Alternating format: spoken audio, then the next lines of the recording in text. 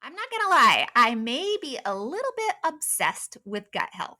In fact, I talk about it so much at home that my husband and our friends have turned it into a drinking game. And no, I'm not kidding. But I kind of can't help myself because it is a hugely important topic that is so critical to our overall health, especially if you're a woman over 40 who's trying to lose weight and get healthy. And if you're excited to learn more about how to keep your gut healthy, you are going to love today's podcast guest, Megan Lyons. She's a double board certified holistic nutritionist, and she has some super helpful and practical tips to share about, yep, you guessed it, gut health, my favorite topic in the whole world. Welcome to the Feel Better, Live Free podcast brought to you by Thinlicious. I'm your host, Ruth Sukup, and here we'll talk about everything from the science of weight loss to practical tips for making your health a priority in the midst of a busy life. It's a little bit nerdy, a little bit funny, and a little bit revolutionary. So buckle up, friend, because it's about to get real.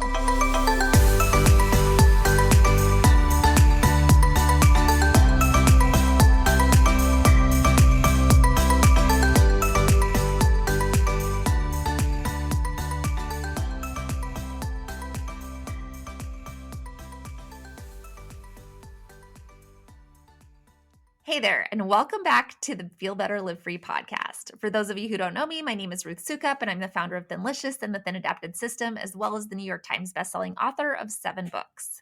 And today we are chatting with Megan Lyons, a holistic nutritionist who is the founder of Lyons Share Wellness, about gut health, thyroid health, and so much more. And let me tell you, Megan not only knows her stuff, she actually explains it in a way that makes it so easy to understand, which I think makes it way more helpful. And so without further ado, I am so excited to be able to introduce you to today's interview guest, Megan Lyons. Megan, thank you so much for being here today. It's so great to have you. Thank you so much for having me. I am really excited. Yes. Well, I want to dive into all the things with you, all things health related. But let's just start by getting a little background, who you are, what you do, and how you got to be doing what you are now. Of course. So, like most of us, I have kind of a winding journey that in hindsight looks like it all flows together, but it didn't feel like that all the way at the time. I started out actually in the business world. I studied economics at Harvard and I got an MBA and I was working in management consulting and all of that. And I really liked it. It was fun. But during that, I had my own personal health journey that basically resulted in me burning out. So I was burning the candle at multiple ends. I was over exercising. I didn't know how to nourish my body. I was really just getting my health information from magazines at the time, which sounds archaic now, but there was no Instagram. I didn't know how to access PubMed. So I was doing all the things they said. And at 23, I walked into a doctor's office who thankfully tested my hormones, which is actually pretty progressive looking back. And she said, your hormones are lower than the postmenopausal women that I see. Something must be wrong. You must just have to be on medication for the rest of your life. And I just knew right then that if I had gotten myself into this situation, that I could also get myself out of it.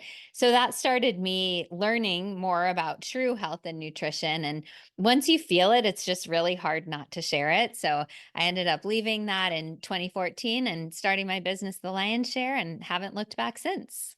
Amazing. I know exactly what you're talking about. Like once you discover that and kind of like your eyes are opened, you're like, Yeah. why doesn't everybody know this? We got to talk. We got to Yes. talk about that. That's exactly how my business started too. Oh, But that incredible. isn't it so funny how they went like, I mean, it's interesting that your doctor would have tested your hormones when you were only 23 years old. So Yes. like kudos, but then that she immediately went to, let's just put you on medication for the rest of your life. That's right. And I'm actually grateful looking back that she did test the hormones as we said.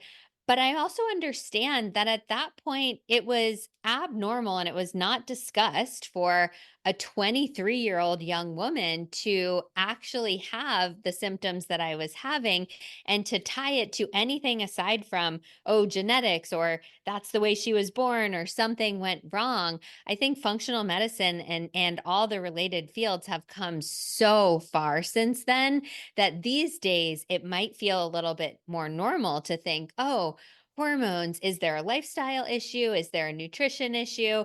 But back then, it just wasn't taught and wasn't thought of. So how did that journey take you then? Like what did you do first? And like what can I ask what were the hormonal issues that you were Sure. having and how did you figure out how to fix them? Absolutely. So the hormonal issues I was having, I hadn't had a period for over 12 months. So that's the official definition of menopause, which I was 23 and there had to be a different cause other than age-related menopause.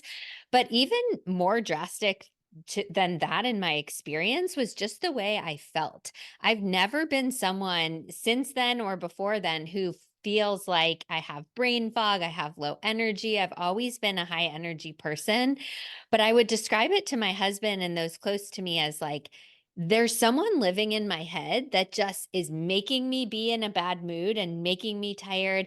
And I don't want to be that. I felt very disconnected from my body in a way that I just didn't know how to pinpoint what it was. And it turns out it was a confluence of factors. It wasn't just estrogen and progesterone, but also thyroid was off and cortisol, which is the stress hormone that kind of controls a lot of these, that was off. So my whole endocrine system was a little wacky. But the second part of your question was, what did I actually do? I've always been a reader. I read so much for pleasure and for education. So I really dove into some books, and that led me to conferences, which at the beginning of my journey, that was such a fun way. I would do business during the week, and then I would go escape to this weekend conference where I would just learn this whole other side of the world. And that's what eventually lit me up and caused me to jump ship from the old career, but primarily books and conferences for me. Huh. So then how long did it take for you to start feeling better? Like did you see the difference right away? Like what did you change? What did you do? Yeah, I wish the answer was yes. It would be a much better story if it was like, I just added blueberries and then within 2 weeks I felt amazing, but it wasn't that way for me. And fortunately or unfortunately, I don't think it's that way for most people, even the ones that I see with more knowledge these days. So total, it probably took me like a solid year and a half to almost 2 years to really feel like myself. I felt marginally better, or I would even have said then mostly better within probably 2 to 3 months. But looking back, I'm like, everything didn't start firing again because I had dug myself so deep into a hole for probably that year and a half. I also wasn't willing to go all in back then. So I'll tell my clients dealing with similar issues right now, okay, if we could just take you out of your life and like no kid stress, you're going to quit work for a while, you're not going to keep the house, you're just going to go live on a beach in Tahiti and like eat organic food that you grew in your backyard. Well, you could probably heal a little bit quicker, but most of us are not willing to do that or able to do that. And I certainly wasn't. I had like one toe into the healing because I really believed in it, but also one toe back in my old life, which is I like being that hard charging person. And even Mhm. today, I still constantly get to check myself because I know I can easily revert to that person who will sleep when she's dead and will overwork and will do all these things. Like that does still light me up if I'm totally honest. I just know better now that it's not good. It doesn't have the glitz and glamour that it seems to have in my head, and it always leads me to be feeling worse. So, I don't know if that was an answer to your question, but that was part of my journey. No, it was. And I think it's so good to actually touch on that because I think a lot of times, and you probably see this too in your work, in your practice, like people want quick fix, quick fix, quick Yes. fix. And you always have to kind of go, you didn't get to where you are right now overnight, and it's not Right. like healing yourself and healing your body, especially when you're doing all the right things, because you still have life, you still have all these other influences that are coming in. It's hard to change everything all at once. It's a process of healing, and it sounds like that's how it was for you. Yes, it So was. tell us a little bit more about what you do now, and how, like, where your level of expertise is, because you've got like all these holistic nutrition degrees and done all these things. Like, you seem a little type A, can I say that? You can say it and Like, I will when accept it. when Yeah, you go all in, you're like, I'm going all in. So where did you go all in? that's right. Well, I've come to embrace that. I think it was something I tried to hide or overrule many times, but you know what? There are great things to all of the personality factors that we were born with, and this one I just embrace. So I do like to go all in. My business side would say, "Oh, Megan, you've got to have like a niche. You have to have one specific specialty." And my heart says there are so many people out there that are right for you that have a variety of different conditions. And I've followed my heart, honestly, in this business. So I don't have one specific type of client that I work with. I have a team of functional nutritionists as well that work with me. And we work with everyone from someone who might be 25 and just starting to learn about health. It's like me back in the day, all the way up to our oldest client ever has been 87, and we're looking for someone older. So we'd love to bust through that. But I would say the bulk of people we work with are probably 70 to 80% of our clients are those women in their 40s or maybe late 30s, maybe early 50s, maybe 60s even, who are just starting to feel like their body doesn't work the same as it did before, that they're doing the same things and they're eating the same, maybe even better, and they're sleeping and they're trying to check all the boxes, but something's a little bit off. And so for me, it's really fun to have that be like a detective puzzle. Is it the thyroid? Is it the gut? Is it the way that they're fueling and they just don't know how to fuel? Like I didn't know back when I was 23. But that's the characteristic that attracts me to a person or attracts a person to me. I've tried all the things and I'm still not feeling optimal. That's where we like to swoop in.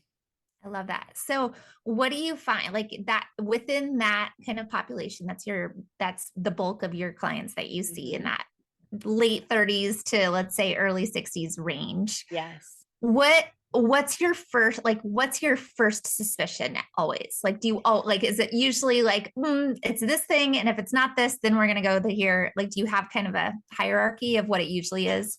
Yes, that's such a great question. I love it. I would probably say that if I had to choose one, that it's usually this, it usually starts in the gut. I believe almost all of the issues that we're dealing with today start in the gut. So a lot of people now are saying, oh no, well, it's not my gut, I'm regular. And even then, I might probe a little bit deeper and they're like, yeah, I'm regular. I have a bowel movement every 4 days and it's like kind of pebbly and dry. That's not regular, by the way, but they might not feel like their digestive symptoms are their worst symptoms. I do find though that almost always when we focus on reducing that inflammation in the gut, that then we can focus on some of the other symptoms. So gut would probably be number one. Yep. Honestly, with this demographic, I'm going to say thyroid's probably going to be number two. A Mhm. lot of people say, "Oh, it must be my thyroid," and they don't really know, but oftentimes they're right, that it's that our modern food society is set up not for supportive blood sugar, or not for healthy blood sugar, and so that can be the root of a lot of the issues as well. So the third, if I had to choose a third, it would be blood sugar, which is getting more and more talked about these days. So that's fantastic, and people are starting to learn more about how they can manage their blood sugar. But if it's someone who's just having energy slumps and constant cravings, and maybe they can't lose those last few pounds, I would say my third choice would be blood sugar. Yeah, for sure. So let's go back to gut health, because that's such a big one for people. And Yes. I think that, like, it's starting to get talked about a little bit more, but I don't think it gets talked about nearly enough. Yes. So how does that become like the thing that's affecting everybody else? Can you, or everything else in your body? Can you explain that a Yes. little bit more? Like, why is it so crucial? Absolutely. So the gut should be like a screen door that has the teeniest little holes in it possible. So we're not trying to let any bugs in our house with our screen door. We're not trying to let any food particles into our bloodstream from our gut. And that's why the gut is this semi-permeable lining. Only escaping through the gut lining should be like little micronutrients, maybe some vitamin C, or maybe some other kind of supportive things that then our blood can carry where it needs to go. But when we have stress, when we have toxic exposure, when we have excessive ultra processed foods, when we have alcohol, when we have antibiotics, this whole long list of things, that gut lining just starts becoming like a really old screen door that now the holes are much bigger and more stuff can escape through that. And when stuff, like a whole chunk now of broccoli or whatever food you eat, that gets into the bloodstream, your body mounts this attack on it. Your immune system comes into play, and that creates inflammation. And inflammation, now we know, has been connected to cancer and type 2 diabetes and cardiovascular disease, all these things where inflammation is actually a really helpful process if it happens in a small area. Like if I sprain my ankle and my ankle gets inflamed, that's helpful. But when our gut is having these issues and creating all this inflammation, that's when all the symptoms start. So if we can just focus on healing up that gut lining, then we can reduce the inflammation and get the body back to a baseline, and then figure out what other downstream impacts or situations we need to resolve.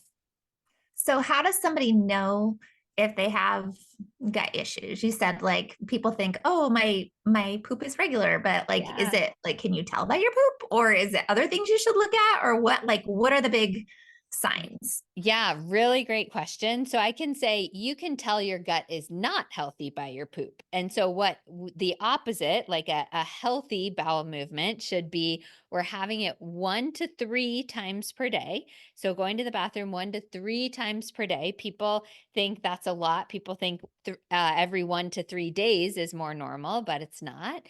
And you should be able to have a bowel movement without coffee, laxatives, any of that kind of stuff. Now, I love coffee, so I'm not saying you have to give up coffee altogether, but we Okay. can't rely on that to have a bowel movement every day. And people can actually Google something called the Bristol stool scale, which you've never wanted to see so much poop all in one picture, but it should look like that number 4. The Bristol stool scale has 1 to 7, and number 1 is more like pellets, like little teeny balls, and number 7 is like diarrhea, and 4 is right in the middle. It's like I like to refer to it as frozen yogurt consistency, although that turns people off from frozen yogurt, so I'm sorry. But that's what it should look like, and we should have it 1 to 3 times a day. So if it's not that, and you know what, let's be honest, everyone has times that it's not exactly like that. So if it happens once or twice, please don't freak out. But if you know, oh my gosh, every single time it's diarrhea or whatever, then you know your gut is not healthy. But let's say you are that person who has one number 4 bowel movement every single day on the stool scale. So you're like, oh no, it's not me. A couple other really common things I see. Number 1, skin issues. So, skin is directly Mhm. reflective of gut health. For a lot of my clients who are dealing with eczema or rosacea or acne, even adult acne, this can be a manifestation of poor gut health. Also, brain fog is one of the most common things that I see. So, I had brain fog back when I was going through my health journey, and that was an indication to me that something was off. But people who just feel like, I'm just not as sharp, I just can't focus as much as I used to be able to focus. And then things like chronic cravings, like I am eating healthy foods and I still just can't keep my hand out of the candy jar. That is probably an indication that you're not absorbing your nutrients well enough, and so Mhm. you're having these cravings. Hmm. So a lot of people hear like, oh, you got to take a probiotic, right? That's good for your gut. Like, is that all you have to do, or what are the steps to get your gut healthier if you feel like it's not healthy? Yeah, absolutely. So I would say that probiotics had their heyday where every single person said that everyone needs to be on a probiotic. And then they were kind of like vilified, like, oh my gosh, no, don't do probiotics. And I tend to fall somewhere in the middle where I actually think most people would benefit from a probiotic if they're not consuming a lot of fermented foods. Fermented foods are like sauerkraut and kimchi and real pickles and kefir and tempeh. There are all kinds of different fermented foods where most cultures, if you look back, they had a historically consumed fermented food as part of their regular diets. And we don't eat a lot of that on a daily basis. So most people, I think, would benefit from a probiotic. But there are some of these conditions like SIBO, which is small intestinal bacterial overgrowth, where the bacteria kind of go up too far into the small intestine. And a probiotic might even make that worse. So, this is why some people are Oh, having caution. But I would say that most people know if they take a probiotic and their symptoms get worse, then that's probably not the best for you. Otherwise, if you're not eating fermented foods, that could be a good move for you. But there are many other things, like you said, and one of them is reducing the inflammatory content of our food. So, unfortunately, most of our food these days is packaged and ultra processed. And I am certainly not perfect here, even though this is my job. Like, I've definitely had a packaged food in the past 24 hours, even, I'm sure, even though I really try to prepare almost all of my food, but I'm human and it's 2024 and that's okay. However, if we're getting the bulk of our food from a package, what does it have to contain in order to stay shelf stable in that package is a lot of foods and food like products that are irritating to our gut. So if you look at the label and you see chemical soup and you don't have those things in your pantry, well, you can think of that as a little irritating to your gut.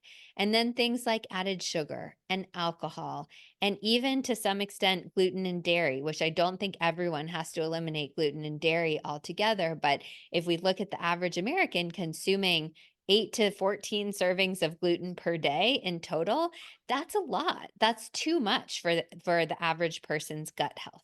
So when we think about all these things coming together and then the lack of anti-inflammatory nutrients, anti-inflammatory foods are like vegetables and fruits and healthy fat and water and even meditation and stress relief. Our diet is pretty lopsided. So I have yeah. a handout for my clients, which it's like a seesaw. I just say, where's your seesaw tipped? Are you more to the inflammatory side or more to the anti inflammatory side? And then we just choose little things. Okay, can we add one more vegetable to your day? Can we add some berries with your breakfast? Can we swap that candy bar for whatever else, other whole food? It's just these little tweaks that get us back to the basics that really can support our gut health. Interesting. So if you're like making little tweaks, I would assume that your progress is going to go slower, right? Yes. Than if you're like going all in, like I'm going like Yes. type A, fix my gut You level, got right? it. Like Yep. Megan level. Yes. So if you're doing that, how long would it take to go from like my gut's a mess to I got a rockin' healthy gut? Like what is the time frame on that? Like what's the quickest you could heal your gut?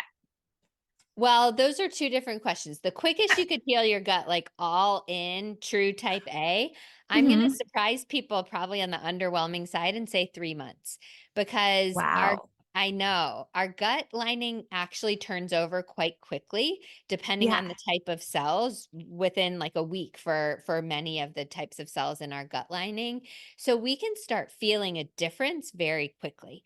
But to totally repair a leaky gut with intestinal permeability and to totally reduce that inflammation, I'm going to say 3 months is the shortest time.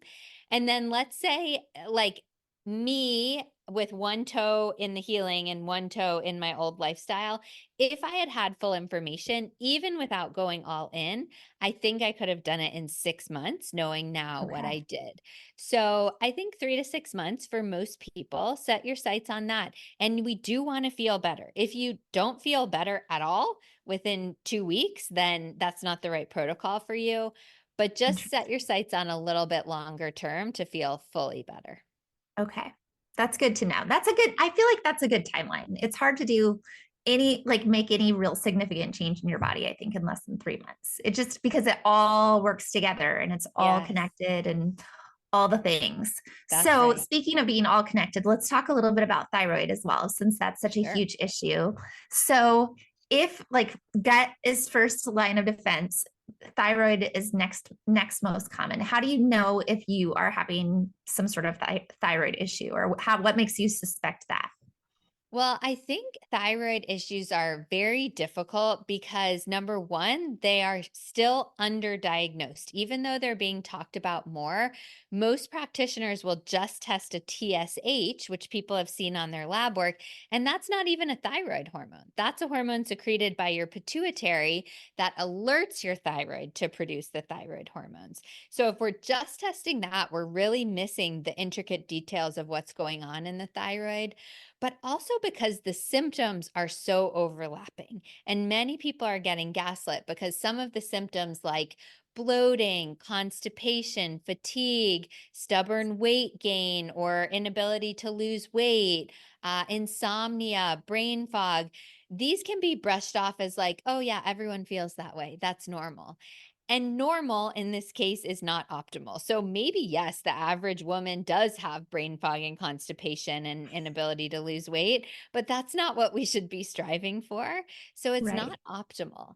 And without one major, like let's take eczema, where there's a visual manifestation and someone can look at that and say, yes, that's eczema. With thyroid disorders, we don't, or dysfunction even, we don't always have that. So I think it's pretty tough for people to get appropriate attention.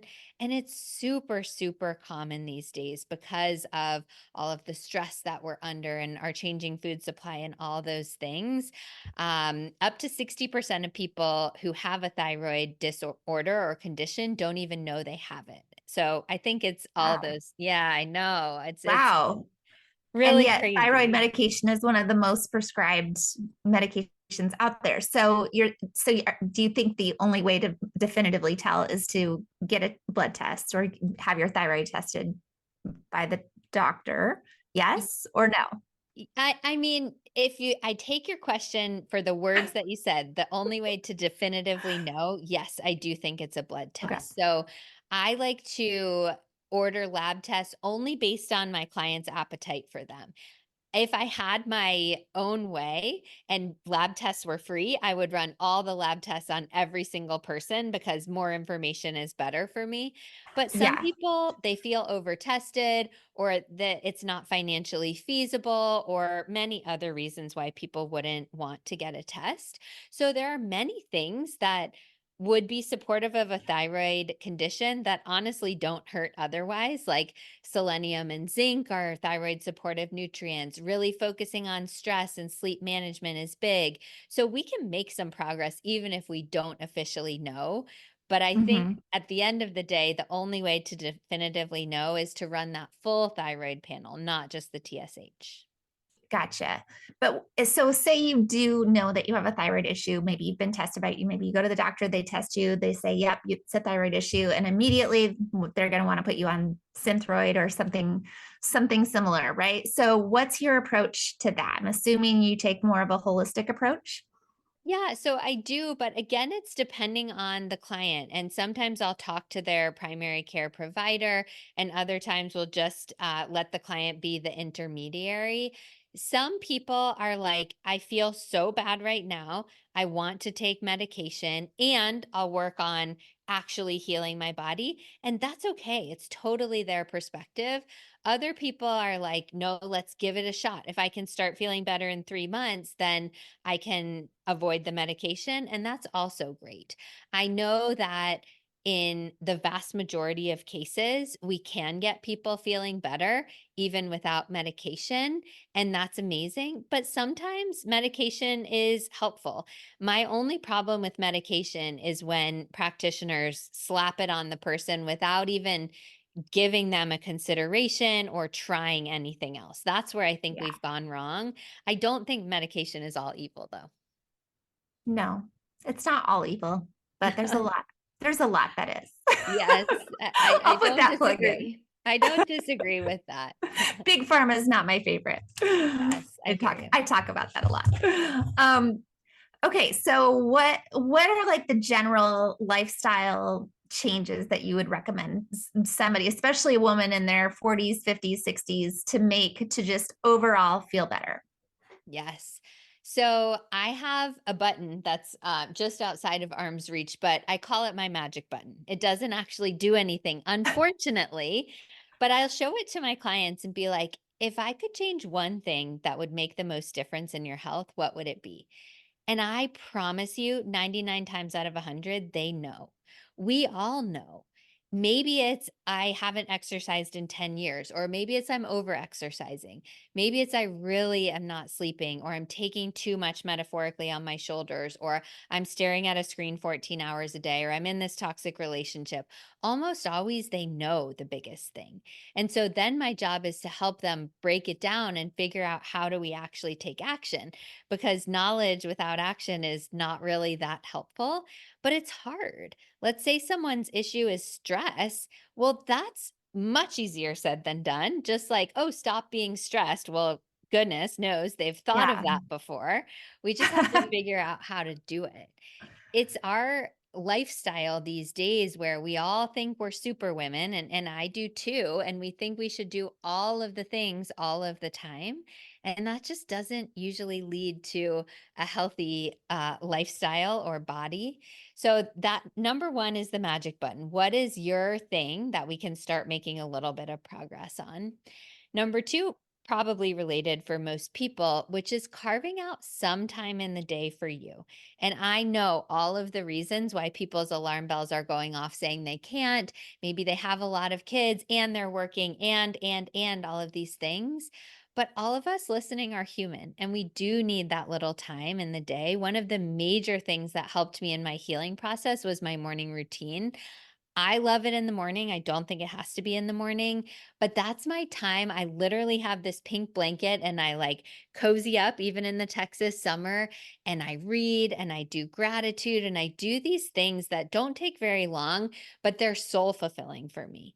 So for some other people that might mean they have a conversation with their best friend on the phone every day when they're walking, or they take a bath, which is not my thing, but it's amazing if it's someone else's thing. Just something little, a few minutes per day that you can carve out for you. And then third, since I think you asked for 3, or maybe I just make everything into 3, would be to really focus on those vegetables. I know that everyone has heard this, and I know everyone thinks vegetables, they should be eating more. But when I have people for the first time and I say, "Oh, are you eating vegetables?" They're like, "Oh, yeah, yeah, yeah, get to the more sexy stuff." And then I give them this little Post-it note and I say, "Every time this week that you have a vegetable, just give me a little tally."